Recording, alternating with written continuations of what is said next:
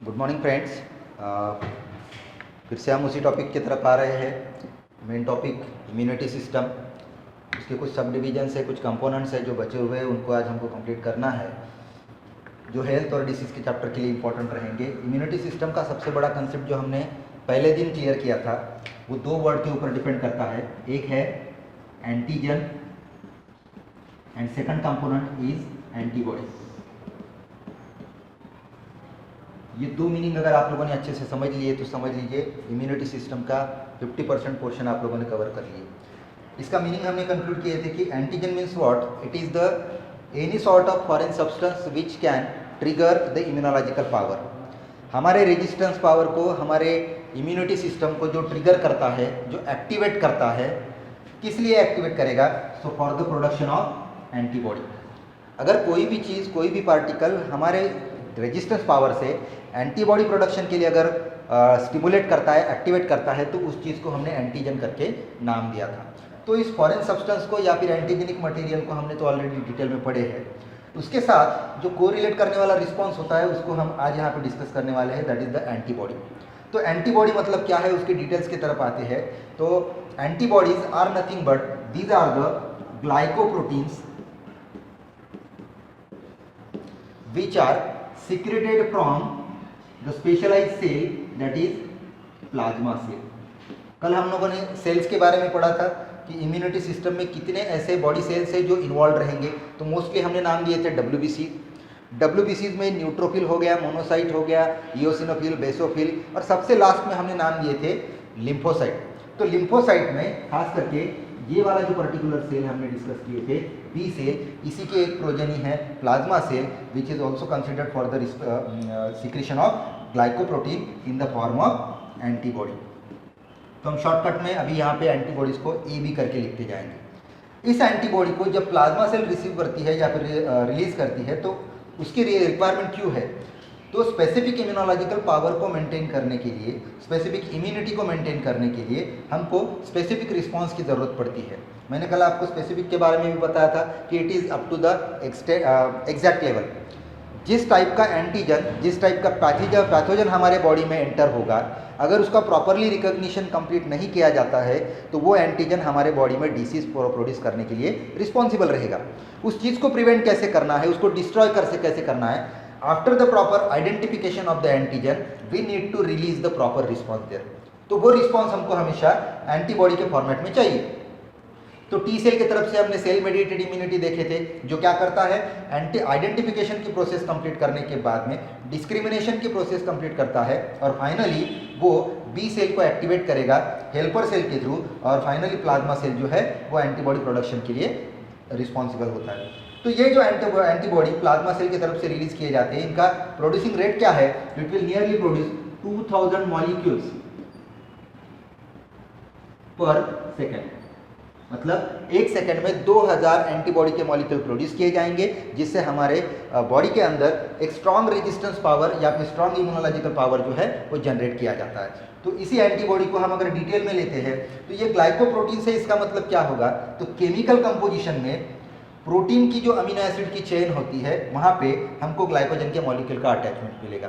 तो glycogen plus amino acid chain will combinedly giving the formation of glycoproteins, and all the antibody molecules are commonly called as immunoglobulins। ठीक है, तो immunoglobulins आप लोगों को कुछ थोड़ा समझ में आ रहा होगा। तो ब्लड के कंपोजिशंस हमने पढ़े थे, उसमें जो प्लाज्मा नाम का एक वाटरी फ्लूइड मटेरियल होता है, वहाँ पे अलग अलग टाइप के प्रोटीन्स हुआ करते हैं।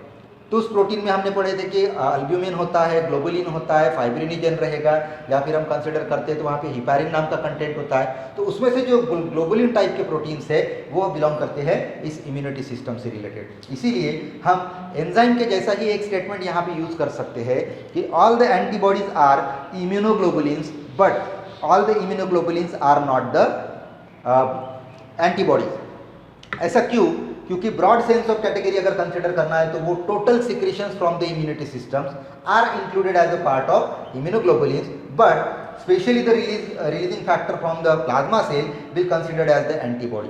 तो एंटीबॉडी रेस्ट्रिक्टेड है जो सिर्फ प्लाज्मा सेल से रिलीज किया जाता है, और इम्यूनोग्लोबुलिन जो है वो इम्यूनिटी सिस्टम के अलग अलग सेल से, अलग अलग कंपोनेंट से रिलीज होने वाले फैक्टर्स होते हैं। तो ये आपको प्राइमरी आइडिया क्लियर हो गई है कि एंटीबॉडी मतलब क्या है। It is the response produced against the antigen which is having the chemical composition of glycoprotein and releasing from plasma cell, that is the part of B cell. अभी हम इस इम्यूनोग्लोबुलिन के स्ट्रक्चर की तरफ आते हैं कि how it will look like and how it will give the proper construction for the response. तो यहाँ पे आप अगर कंसिडर करोगे तो सबसे पहला पॉइंट जो एंटीबॉडी मॉलिक्यूल के लिए दिया जाता है स्ट्रक्चरल बेसिस पे, it is always appeared as Y shape molecule. ठीक है, ये हमेशा आपको कैपिटल वाई शेप में दिखेगा। इस वाई शेप में अगर हम ड्रॉ करेंगे तो इस तरीके का स्ट्रक्चर आपको दिख सकता है।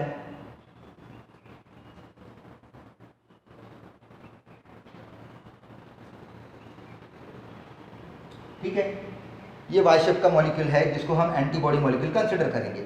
इस वाई शेप मॉलिक्यूल में आपको दो अलग अलग तरीके के चेन्स बताने हैं। दो हेवी चेन रहेंगे और दो लाइट चेन रहेंगे। ठीक है, अभी हम इस वाई शेप मॉलिक्यूल को कंस्ट्रक्ट करने के लिए जो हेवी चेन और लाइट चेन यहाँ पे बता रहे हैं, दोनों हेवी चेन और लाइट चेन का मतलब क्या है, तो यहाँ पे अमीनो एसिड लेवल कि कौन से चेन में कितने अमीनो एसिड की लिंक बनी है वो, और उसका मॉलिक्यूलर वेट कितना होता है। जितने ज़्यादा अमीनो एसिड की लिंक रहेगी उतना ही वो हेवी चेन की तरफ का मूव करता है, और जितना लाइट चेन हम देखेंगे उसमें अमीनो एसिड के लेवल आपको कम दिखेगी।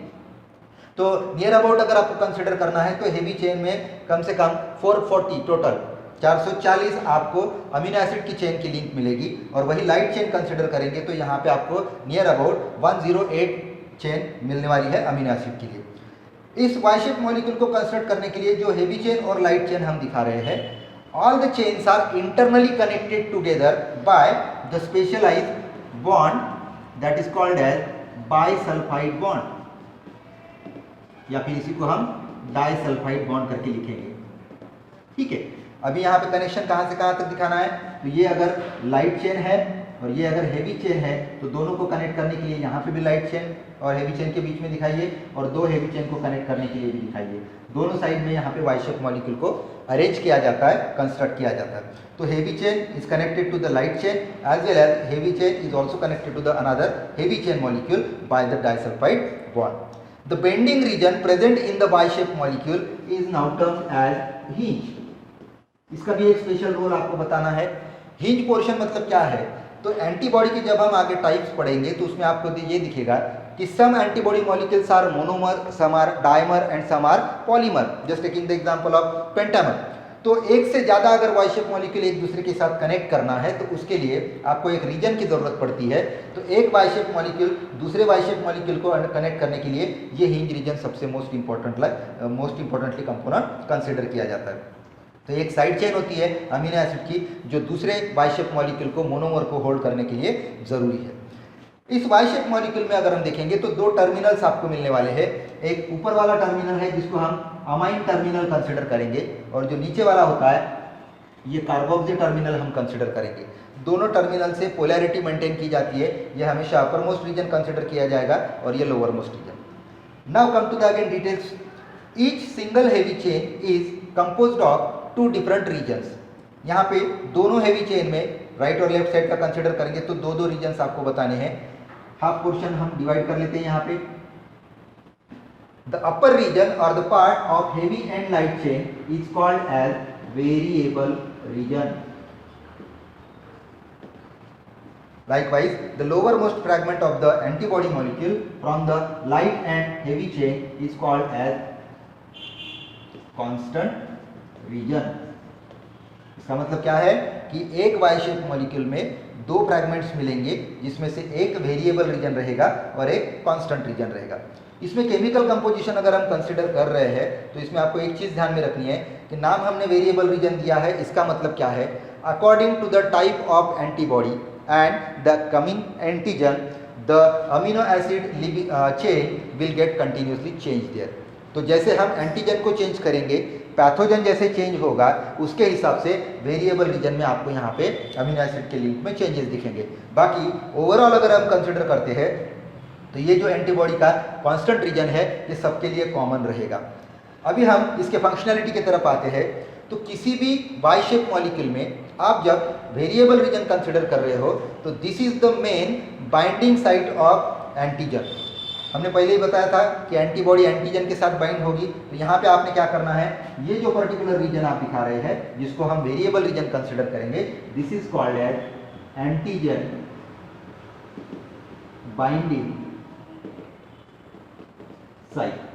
तो आप देख रहे हैं वाई शेप मॉलिक्यूल के दो आर्म्स है अपोजिट डायरेक्शन में। तो दो आर्म्स है, इसका मतलब एट ए टाइम एक एंटीबॉडी मॉलिक्यूल दो पैथोजन के साथ बाइंड कर सकती है, दो एंटीजन के साथ बाइंड कर सकती है। इसीलिए ह्यूमन एंटीबॉडी को हमेशा बाइवैलेंट कहा जाता है। ये मोस्ट इंपॉर्टेंट पॉइंट रहेगा इसके स्ट्रक्चर से रिलेटेड कि ह्यूमन में जो एंटीबॉडी प्रोड्यूस की जाती है वो बाइवैलेंट क्यों है, क्योंकि यहाँ पे आपको एट ए टाइम दो एंटीजन मॉलिक्यूल की बाइंडिंग साइट प्रोवाइडेड मिलती है। तो जो एंटीबॉडी की साइट है जहाँ पे एंटीजन बाइंड होता है, इस रीजन को हम कंसिडर करेंगे पैराटोप, और एंटीजन का जो कंपोनेंट होता है उसका डिटर्मिनेंट हम कंसिडर करेंगे एपिटोप। तो एपिटोप और पैराटोप दोनों का कॉम्बिनेशन होने के बाद में ही न्यूट्रलाइजेशन जैसी प्रोसेस कंप्लीट की जाती है, किसी भी पैथोजन को डिस्ट्रक्ट किया जाता है। और इसीलिए स्पेसिफिक इम्यूनोलॉजिकल रिस्पांस की सबसे इंपॉर्टेंट रिक्वायरमेंट क्या है, discrimination between self and non self molecule, कि बॉडी के ओन सेल कौन से है और फॉरेन सेल कौन से है, इसको रिकॉग्नाइज करना बहुत जरूरी है। And after the recognition the specific response will be produce in the form of antibody. तो ये एक जनरलाइज स्ट्रक्चर आपने एंटीबॉडी मॉलिक्यूल के लिए कंसिडर करके चलना है। तो यहाँ तक समझ में आया होगा आप लोगों को।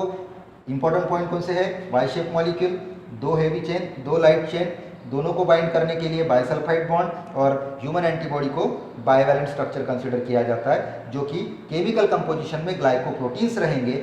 अलग अलग अमीनो एसिड के लिंक के साथ इनके स्ट्रक्चर में चेंजेस आपको दिखाना है। और फाइनली इनके अभी हम क्लासिफिकेशन की तरफ आते हैं कि ह्यूमन बॉडी में कितने कैटेगरी के एंटीबॉडी मॉलिक्यूल्स आपको दिखने वाले हैं, उसके फंक्शन के साथ अभी यहाँ पे डिस्कशन आगे कंटिन्यू करेंगे हम।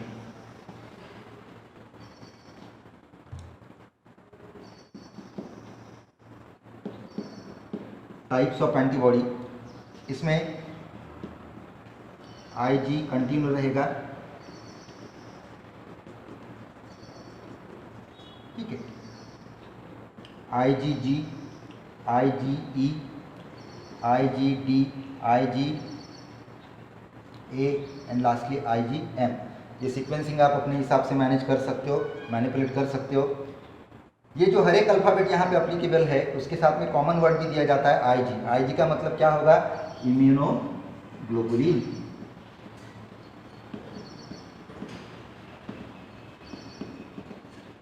ठीक है, तो IG यहाँ पे कॉमन है, तो ये आपने अल्फ़ाबेट चेंज करना है यहाँ पे।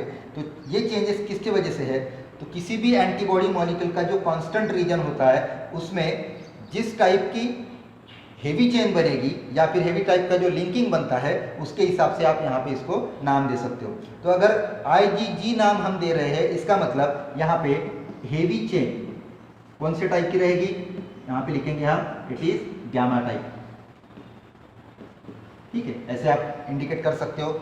ई अगर टाइप का चेन है तो यहाँ पे भी हेवी चेन आपको कौन से टाइप का बताना है, एप्सिलॉन टाइप। ठीक है, ये आपने एक अल्फाबेट देना है ई के लिए। फाइनली IgD, यहाँ पे भी अगर हम कंसिडर करेंगे तो फिर से हेवी चेन का टाइप हमको दिखाना है, इट इज डेल्टा टाइप। यहाँ पे हम डेल्टा लिखेंगे। ठीक है, फिर ए के लिए कंसिडर करते हैं तो फिर से सिमिलर हेवी चेन को ही कंसिडर करना है, यहाँ पे लिखेंगे हम अल्फा। ये एक साइन हम यहाँ पे इंडिकेट कर रहे हैं। और लास्टली M अगर हम यहाँ पे लिख रहे हैं तो M के लिए हेवी चेन का कंसिडरेशन करना है, इसको लिखेंगे हम म्यू, और यहाँ पे इस तरीके का इंडिकेशन हम दे सकते हैं। तो किसी भी एंटीबॉडी मॉलिक्यूल को चेक करना है उसके क्लासिफिकेशन के हिसाब से, तो आपको उसके हेवी चेन को ऑब्जर्व करना है, और जिस टाइप का हेवी चेन प्रेजेंट रहेगा उस टाइप से हम उस एंटीबॉडी मॉलिक्यूल को रिकॉग्नाइज करते जाएंगे। अभी इसके फंक्शंस की तरफ आते हैं। IgG-EDAM, आप अपने हिसाब से उसको नाम देखोगे। अपने लोकल एरिया में जो सबसे फेमस सरनेम है ये आप ध्यान में रख सकते हो, इजी रहेगा, बराबर है।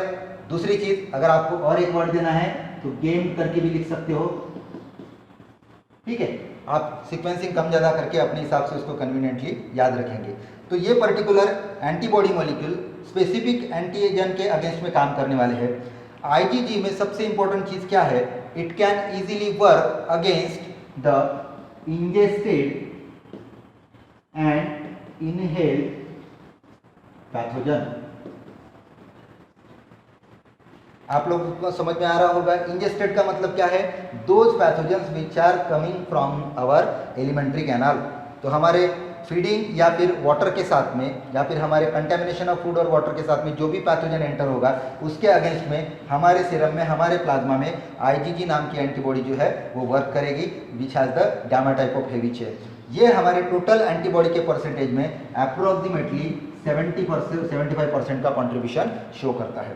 तो इनहेल्ड का मतलब क्या होगा, फिर इनहेल्ड मतलब related to our respiratory system.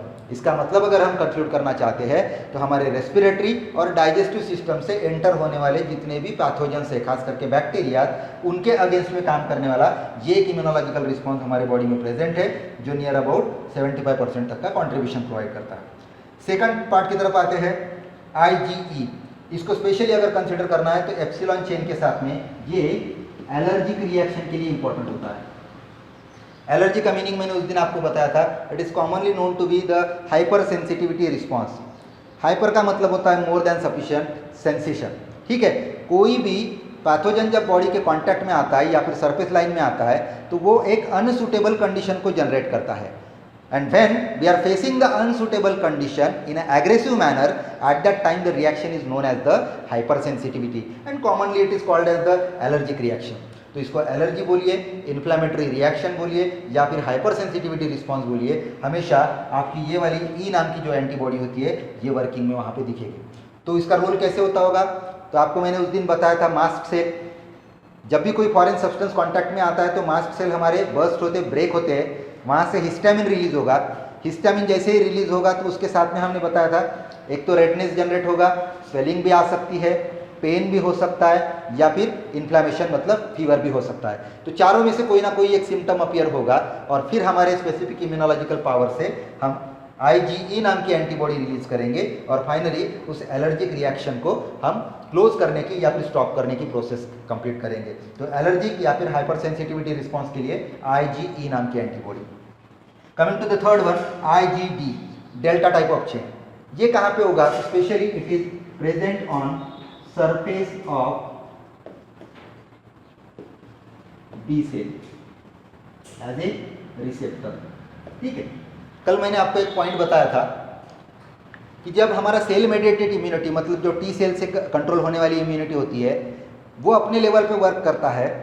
जैसे हेल्पर सेल के पहले साइटोटॉक्सिक काम करेगा, अगर साइटोटॉक्सिक से नहीं होता है तो फाइनली हम देखेंगे वहाँ पे सप्रेसर सेल उसको बंद कर देता है। मेमोरी सेल वहीं पे उस टाइप का रिस्पॉन्स जो है वो स्टोर करके रखता है। और बाई चांस अगर cell mediated immunity completely failure है तो हमको फिर ह्यूमरल इम्यूनिटी को एक्टिवेट करना पड़ेगा।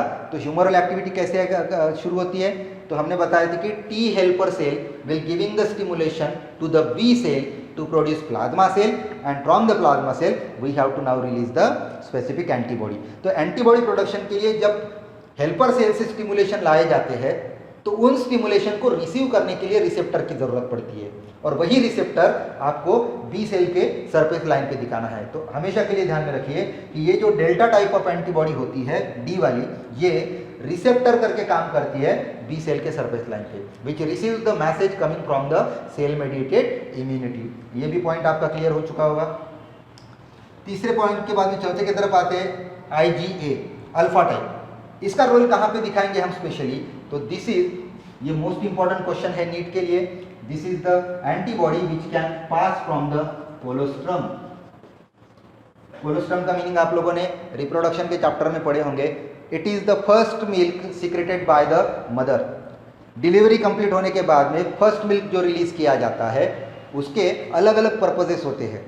उस कंपोनेंट को हम कोलोस्ट्रम करके नाम देते हैं और उसमें सबसे ज़्यादा प्रेजेंस जो है मदर साइड से रिलीज होने वाले इस पर्टिकुलर एंटीबॉडी का कंटेंट है।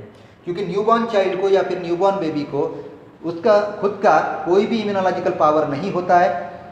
The body is more susceptible for the attack of more pathogen there, so the immunological response will be provided from the mother side. तो मदर साइड से milk के through या फिर जिसको हम बोलेंगे कोलोस्ट्रम, जो इम्यूनोलॉजिकल रिस्पॉन्स हमेशा ट्रांसफर किया जाता है वो IgA नाम के एंटीबॉडी से दिया जाता है। तो this is the passive type of immunization. हमने कल टाइप्स पढ़े थे कि प्लासेंटा के थ्रू, बिफोर बर्थ और आफ्टर चाइल्ड बर्थ अगर आपको इम्यूनाइजेशन दिखाना है तो उसके लिए आपको कोलोस्ट्रम का यूज करते हुए यहाँ पे बताना है। तो कोलोस्ट्रम मतलब first milk secreted by the nursing mother. Last part की तरफ आते हैं हम टाइप में क्लासिफिकेशन में। IgM new type of chain है, ये मैक्रोग्लोबुलिन है, ठीक है। इसका मतलब ये किसी भी बैरियर को क्रॉस नहीं कर सकता है, ना ये प्लासेंटा से क्रॉस होगा प्रेगनेंसी के कंडीशन में, ना ये मिल्क के थ्रू पास आउट हो सकता है। तो फिर इसका रोल क्या रहेगा? जो भी पैथोजन बैक्टीरिया या फिर वायरस या फिर कोई भी माइक्रो ऑर्गेनिज्म हमारे प्लाज्मा या फिर सीरम में एंटर होगा तो उसके टाइम पे ये क्या करता है? It only stimulate phagocytic cell and finally B cell. इसका काम क्या है? सिर्फ एक्टिवेशन, स्टिमुलेशन। कौन सी दो चीज़ों को ये एक्टिवेट करता है? फैगोसाइटिक सेल्स को और दूसरा बी सेल को, ठीक है। फैगोसाइटिक सेल्स आप लोगों को पता है, न्यूट्रोफिल हो गया, मोनोसाइट हो गया, ये फैगोसाइटिक है। मैक्रोफेजेस कंसिडर करते हैं हम, नेचुरल किलर सेल्स होते हैं जिनसे स्कैवेंजिंग एक्शन कंप्लीट करवानी होती है। ऐसे सेल्स को ट्रिगर करने का, एक्टिवेट करने का काम ये न्यू टाइप ऑफ चेन करती है। इसमें अगर हम देखेंगे तो खास करके 5 जो टाइप हम दे रहे हैं, इसमें ये जो IgA है, IgG है, इनमें क्या स्ट्रक्चर्स है देखिए। ये मोनोमर है, ये डायमर है, मतलब 2 वाई शेप मॉलिक्यूल का, ठीक है। ये पेंटामर है। ऐसे आप अगर देखेंगे तो अलग अलग कंस्ट्रक्टिव पॉइंट से इनका कंस्ट्रक्शन किया जाता है। ये पेंटामर का मतलब क्या होगा? 5 वाई शेप मॉलिक्यूल के चेन को हमने एक साथ लिंक किया है, जिसी की वजह से हम इसको नाम दे रहे हैं मैक्रोग्लोबुलिन करके। तो ये एक ओवरऑल जनरलाइज क्लासिफिकेशन रहेगा एंटीबॉडी मॉलिक्यूल का, जिसको हम इम्यूनोग्लोबुलिन्स बोलेंगे। एक थोड़ा सा 2 मिनट में समराइज कर लेते हैं। IgG heavy chain gamma type है, इसीलिए फंक्शन क्या बताएंगे? इंजेस्टेड और इनहेल्ड पैथोजन के अगेंस्ट में काम करेगा ये। E epsilon type of chain है, इसीलिए एलर्जिक रिएक्शन में वर्किंग होता है। IgD डेल्टा टाइप चेन है, सरफेस ऑफ बी सेल बताना है, मतलब रिसेप्टर करके काम करेगा ये। देन IgA ये मोस्ट इंपॉर्टेंट है, अल्फा टाइप ऑफ चेन है। और फाइनली कोलोस्ट्रम मतलब फर्स्ट मिल्क के थ्रू इसका फॉर्मेशन होता है, ट्रांसफर होता है, इसीलिए passive immunity, natural passive immunity को ये मेंटेन करता है। और लास्ट में न्यू टाइप ऑफ चेन वाला IgM जो पेंटामर है, जो मैक्रोग्लोबुलिन मॉलिक्यूल है, जो ना प्लासेंटा को क्रॉस कर सकता है ना वो मिल्क में प्रेजेंट रहेगा। इसका काम क्या है? सिर्फ तो फैगोसाइटिक एक्शन को स्टिमुलेट करना एंड फाइनली बी सेल को एक्टिवेट करना for the production of antibody molecule. So this is all about related with the immunological response in the form of antibody. तो ये चीज़ ध्यान में रखना है, एंटीबॉडीज कहाँ पे मिलेंगे हमको? प्लाज्मा या फिर सेरम में कंसिडर करेंगे, ठीक है।